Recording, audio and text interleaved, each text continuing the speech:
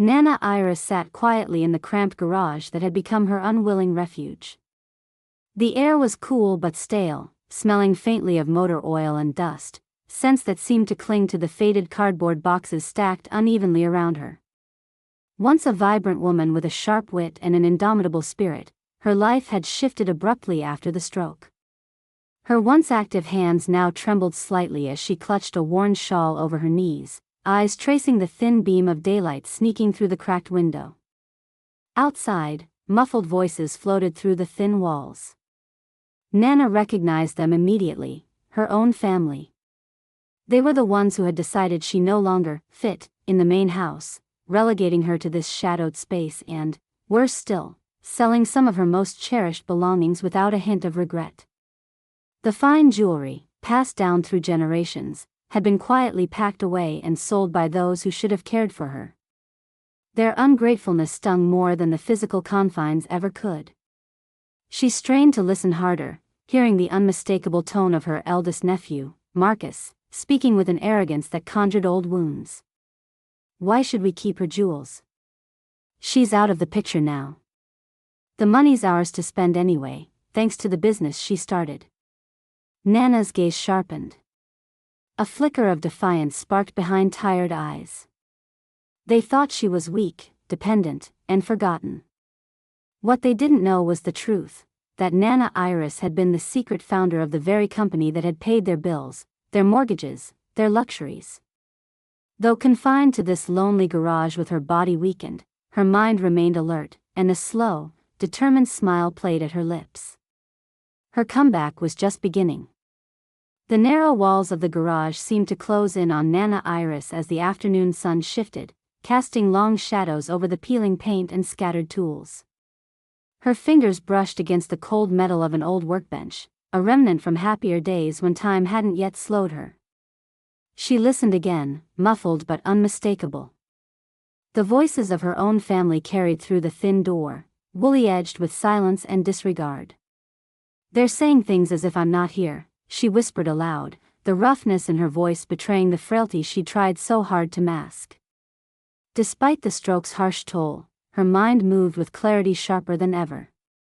Her family's laughter echoed with a brashness that cut deeper than any cold. Marcus's voice, always the boldest, rang loudest. Honestly, Nana Iris was a relic with that business. Who knew she was the one who built it? Must have been behind the scenes or something. "We got the cash all the same. It's their loss, not ours." His words infuriated and pained Nana in equal measure. Years of sacrifice and sharp intuition, relegated to a footnote in their lives, their prosperity, taken as simple inheritance. They didn't see her as the architect of their well-being, only as a burden to discard. Her lips tightened as a wave of loneliness crept inside, but beneath it lay a simmering resolve. They were blind to the truth, and soon enough, blind the world would remain no longer. From the doorway, dappled sunlight cast dusty rays across the room, and Nana Iris's head lifted slowly, determined. Memories floated, the late nights pounding out business plans, managing every account, and the countless quiet victories she had secured, uncelebrated by anyone but herself. The company's success had always been her secret, her strength hidden beneath layers of humility and reserve. Do they really think what they're saying is true? Nana Iris thought, bitterness swelling inside. Was she really so invisible? Yet, she also understood their callousness as a shield. For their guilt or their greed, she wasn't sure. Each traded piece of her history felt like a betrayal, a theft more painful than any physical loss. Outside the garage, footsteps halted momentarily, then receded, the family shifting between weekend plans and financial boasts. Nana caught a faint sentence as one of her nieces bragged, "I bought myself that new car with some of Nana's money." Don't think she'd miss it, holed up out back like that. A cold pang gripped Nana's chest, stirring the ache of years that had taught her resilience but also the weight of bitterness. She reached out in frustration, her voice barely more than a breath. "They don't know. They don't know what I am." The garage was her cage, but it was also her quiet fortress for now. Neighbors would glance at the little house, puzzled by the whisper of voices and the palpable tension that hovered just beneath polite smiles. A few had stopped by, casually asking if she needed anything, wary but powerless beside the family's dominance. One kind woman, Mrs. Delaney from 2 doors down, had brought fresh fruit and often sat quietly outside the garage, offering small comforts with a gentle smile. But no one dared intrude further into a family feud disguised as care. Nana Iris's thoughts unfolded as she remembered her surroundings in more detail. The faint hum of an aging refrigerator leaking cold from the main house, the sharp scent of gasoline lingering in the garage's corners, the muffled sounds of life moving on without her. Each reminded her of a past in which she had been central, the fulcrum of her family's fortunes. One night, as the moonlight spilled through the spiderwebbed window, Nana Iris tried to speak with a neighbor visiting quietly after hours, hoping to signal her pain and desire for dignity. Her words came slow and painful, but she fashioned them carefully. "They don't understand who I really am," she whispered. "My hands may tremble, but I hold the strength that built this family's world." Mrs. Delaney squeezed her hand, eyes glistening.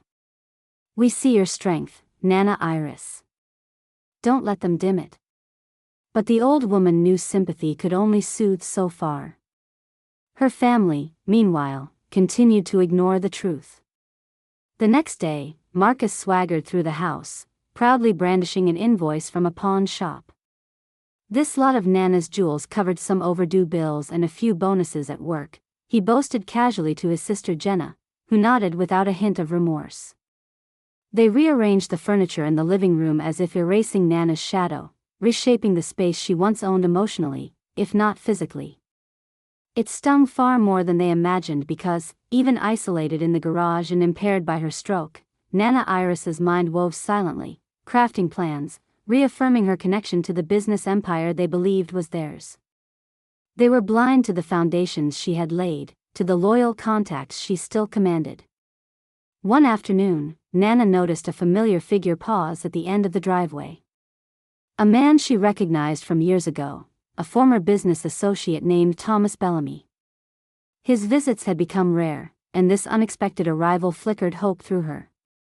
Thomas approached the garage carefully, recognizing Nana Iris without hesitation. Behind his kind eyes, Nana saw respect that her family had long withheld. He spoke softly, "Nana Iris, the board has been waiting to hear from you. They know you are the founder. They want your direction." Her breath caught. Words she had not spoken aloud for years suddenly surged forward. "They think I'm gone," a faint smile touched her lips, "but I've been here all along." That evening, Nana Iris lay back onto a worn wooden bench, heart heavy but beating with renewed purpose. The truth she had locked away was no longer a secret in all but the narrow walls surrounding her. Soon, the family's recklessness would meet the reality of Nana's enduring power. Their assumptions would shatter under the force of the truth she had nurtured in silence and strength. As darkness fell around her small space and the distant sounds of laughter floated from the house, Nana Iris's eyes fluttered closed with one thought steady and clear: the start of her comeback had arrived, quiet, but unstoppable. What does it mean to be truly underestimated? Have you ever had to reclaim your strength from the shadows? Reflect on who holds unseen power in your own life. Night had deepened around the little house where Nana Iris was held captive, not by iron or chains, but by neglect and the silence of those who should have stood by her. Her breath came slow and shallow, but her mind was alive with fierce determination. She replayed her conversation with Thomas Bellamy, the trusted confidant who had reminded her of the power she still wielded. Memories bubbled to the surface, years steered by her instincts, when she had started the company from scratch in a cramped office, working late into countless nights. She remembered the meticulous ledgers she'd kept, the negotiations held over steaming cups of tea, and the relentless focus that had built the business, even as her family either doubted or dismissed her abilities. That history was hers, and though the stroke had taken her physical mobility, it had not felled her spirit or intellect. Each day she strained to communicate more with the outside world, despite her limited speech and shaking hands. She found ways to write notes using a small notepad her old friend Mrs. Delaney had slipped into the garage weeks earlier. Simple, precise words, at first fragments, but building. Her fingers trembled under the effort, but the frustration sharpened her resolve. The world would listen. Inside the house, the atmosphere was brittle. Marcus and Jenna exchanged glances, uneasy now. The appearance of Thomas Bellamy and his hints of Nana's control had unsettled their confidence. A sheet of bills lay spread on the kitchen table, invoices marked urgent and overdue, the family's finances tangled despite their brash front. Jenna whispered, "Are we sure Nana still has ownership? What if she really means to take everything back?" Marcus waved off the concern. "She's weak now. Who would believe a stroke victim holds the reins? Besides, we sold most of her jewelry already. Whatever is left likely won't cover much." But doubt had wormed in. It was the first crack in their facade, the beginning of unease that Nana Iris's secret control over their comfortable lives might unravel everything. Nana had become more than an unseen figure behind the garage door. Supported quietly by Thomas and Mrs. Delaney, little by little she reconnected with the key players of the company. Through notes, gestures, and the slow rebuilding of her voice, Nana began issuing instructions, confirming strategies, and reminding them of the vision she had always held. Her presence was growing, invisible but undeniable, threaded through every decision. She felt a tug at the dark places of her soul, fear of being forgotten, sorrow for their betrayal, but chose to channel it into quiet strength. This was not the end, it was preparation for a reckoning. The family decided to push further. Enraged by the creeping shift of power, Marcus arranged to auction off the last few remaining pieces of Nana's estate. He saw it as a chance to capitalize before anything else could be claimed. But their grand plan came undone when the auction house, contacted by one of Nana's old business partners, refused to release the items without formal confirmation from the company's founder. Whispers caught fire inside the household. News dawned that Nana Iris legally owned the company papers, and no transaction involving her assets was valid without her consent. The family was stunned. Many had assumed she was too incapacitated, too distant. In the meantime, Nana Irvine remained tethered to hope through Thomas's most recent visit. "We're preparing a board meeting," he confided gently. "They want you to take your rightful seat. Your name is still on the documents, the legal owner, the founder. Your voice carries weight." Despite the triumph, Nana grappled with self-doubt. Could she confront a family so callous and indifferent? Could she overcome the physical hurdles imposed by her stroke? Her mind oscillated between moments of fierce resolve and tender vulnerability. She wondered if the sluggishness in her limbs mirrored the slow responses of those around her, and if her will would be enough to outpace the damage time had done. But one morning, as rays of sunlight reached into the garage, Nana held a pen firmly and wrote, "I am stronger than my body says. I will not let them erase me." The act of writing felt like a small revolution in itself. She was reclaiming her story line by line. The family's complacency was crumbling, yet they continued to push boundaries in their ignorance. They found themselves locked out of company communications, meetings, and even bank transactions. Letters arrived, marked with Nana's official seal, rescinding their authority and demanding explanations. Their boastful voices quieted under the weight of legal documents they had ignored. Neighbors, once indifferent or passive, began to whisper amongst themselves.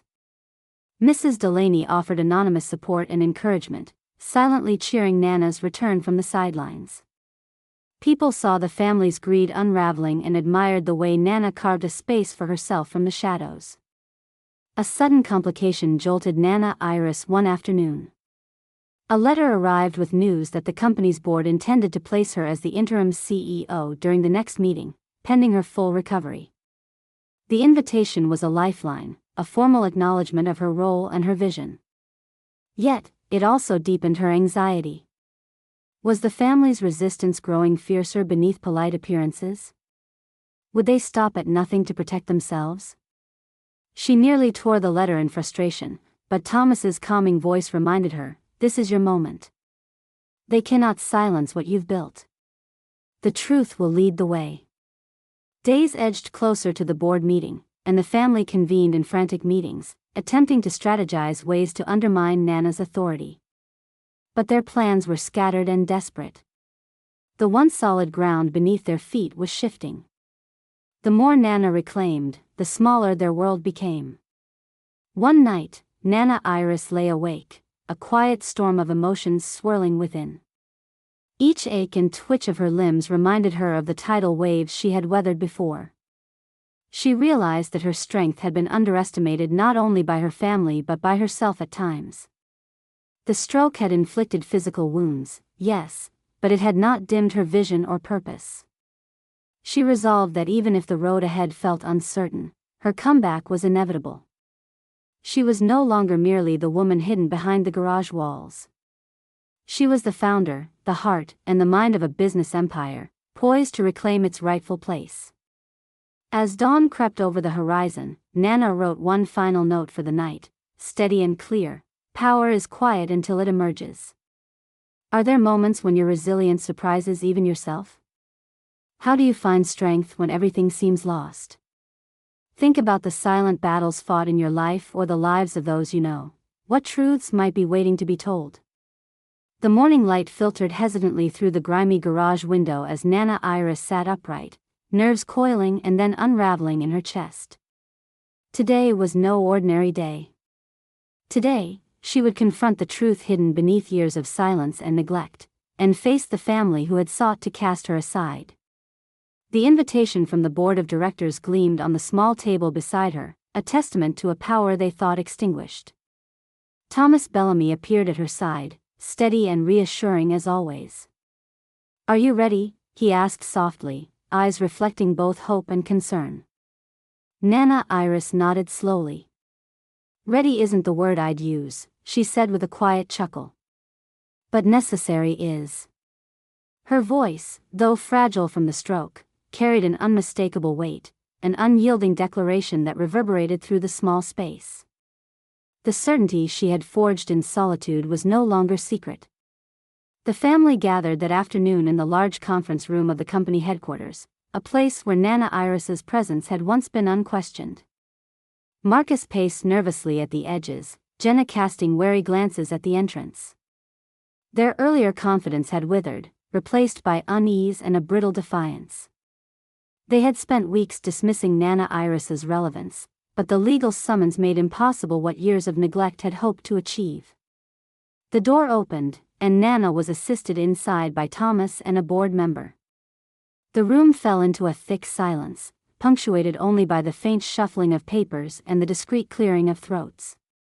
All eyes turned toward Nana, fragile in appearance, yet radiating a commanding presence. For a moment, the family's faces betrayed shock, disbelief tangled with guilt. Marcus's jaw clenched. Jenna's fingers trembled as she gripped the table. But Nana Iris held their gaze with calm authority. "I am here as the founder and rightful owner of this company," she began, voice steady despite the tremor in her hands. "Despite what has been said, and despite my physical challenges, I have never stepped away from my responsibilities." She paused as murmurs rose around the table. The board chairman tapped his gavel, calling for order. Documents and contracts were spread before Nana, symbols of a legacy she had molded from vision and sacrifice. With Thomas's help, she reviewed the company's financial standings, recent transactions, and all efforts made without her consultation. Every forged signature, every unauthorized sale of possessions, painted a narrative of betrayal that did not escape the board's scrutiny. Her family sat back, the bravado replaced by a simmering tension. Marcus leaned forward, voice sharp but tinged with desperation. "You don't have to do this, Nana. We can settle this privately." "No," Nana interrupted firmly. "This is not just about money or possessions. This is about respect. About recognizing who built what you live on." Her simple words cut deeper than any accusation. The room grew heavy, weighted by years of silent cruelty and misunderstanding. As she spoke, Nana felt the anger that once threatened to consume her transform into a controlled fire, a power that demanded recognition, not vengeance. The board members nodded their assent, determined to uphold the integrity of the company and honor the founder's place. Marcus finally slumped back, defeated and pale. Jenna's lips parted, words caught somewhere between regret and denial. Their ungratefulness, once a shield, crumbled in the face of undeniable truth. Later that evening, Nana returned to the garage, not as the captive of neglect, but as a woman who had reclaimed her place. The driveway was quiet, yet Nana's thoughts raced. The coming days would bring confrontation, and perhaps reconciliation, but what mattered most was that the foundation she had laid was acknowledged. Thomas helped her write a brief note to the board, affirming her commitment and setting goals for the company's future. Each word was deliberate, a testament to her unwavering will. At home, whispers of Nana's vindication spread slowly. Neighbors who once exchanged wary glances now offered nods of respect. Mrs. Delaney, smiling gently, remarked that Nana Iris had always been a force to reckon with. But the family, though subdued, plotted quietly. Their sense of entitlement had been shattered, and though they had lost their immediate grip, the instinct to fight for control simmered beneath the surface. Nana, however, was ready, not just to face them, but to lead with grace and strength. She understood the delicate balance between justice and forgiveness, and she was willing to navigate that terrain to rebuild the family ties fractured by greed and misunderstanding. Her comeback was no longer just a personal triumph, it was a lesson in resilience and dignity. A reminder that strength often hides behind quiet perseverance, and that true power lies in the capacity to rise when others expect you to fall. What would you do if the unseen strength you possessed was finally recognized? Have you witnessed moments when someone quietly reclaimed what was rightfully theirs? Share your thoughts. Sometimes the greatest victories come in the most unexpected ways. The board meeting had marked a profound turning point, but the days that followed carried the weight of true reckoning. Nana Iris settled back into the life she had once commanded, her business, humming once again with her vision, yet the path ahead was anything but smooth. The walls of the family home, long silent witnesses to their betrayal, would soon hear the consequences unfold. One bright morning, Nana Iris closed her eyes briefly in the sunlit garage, breathing in the warmth with a sense of calm. Though her body still felt fragile, she carried the unmistakable air of a woman restored. She looked beyond the cracked window, beyond the faded boxes and forgotten tools, toward the world she was ready to reclaim fully. Her phone buzzed quietly in her lap. It was Thomas, bringing news that legal formalities had been finalized. She was officially reinstated as the company's president. The documents bore her signature, her name etched in ink that no one could erase. As word spread, family members, especially Marcus and Jenna, found themselves facing the gravity of their past actions. The comfortable existence they had taken for granted began to unravel. Bank accounts froze where Nana mandated audits, unauthorized sales were reversed, and the family's access to company resources was curtailed. Their world of undeserved luxury shuddered under consequences earned by their greed. At first, Marcus reacted with defiance.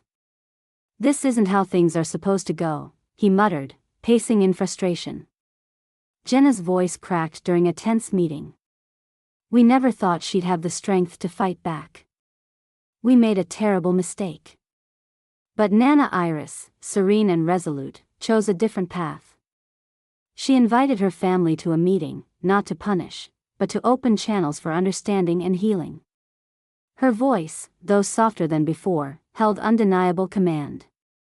"I am willing to rebuild what was broken, but it must be with honesty and respect." The family, shaken but humbled, began to recognize the cost of their bitterness and neglect. Their apology was tentative, tinged with shame, yet Nana's forgiveness showed the truest measure of strength. The siblings slowly accepted the reality that the woman they had dismissed was the foundation beneath everything they had. Nana Iris's influence extended beyond mere business. She became an emblem of quiet dignity in the community, inspiring those around her to look deeper at their own relationships with elders and the unspoken sacrifices that often go unnoticed. If Nana Iris's story touched something inside you, don't forget to subscribe for more inspiring tales like hers. See you in our next story.